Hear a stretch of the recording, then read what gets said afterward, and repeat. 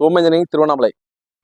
நம்ம கம்பெனியில் பார்த்தீங்கன்னாக்கா ரோட்டரி மிஷின்ஸு, கடலை பொட்டி, உளுந்து உடைக்கிற மிஷினு, இட்லி மாவு மிஷினு, பல்வரைசரு, இந்த மாதிரி எல்லா ஃப்ளோர் மீல் ஐட்டமும், மாவு அரைக்கிற மிஷினு, மிளகா அரைக்கிற மிஷினு, எண்ணெய் பிரிச்சு எடுக்கிற மிஷின், அதாவது இரும்பு செக்கு, மரச்செக்கு எல்லாமே இருக்குது.